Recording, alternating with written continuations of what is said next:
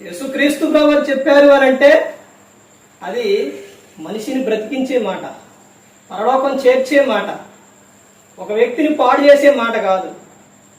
యేసుక్రీస్తు ప్రభువారు ఆయన చెప్పారు అని అంటే అది చేస్తే అద్భుతంగా ఉంటుంది.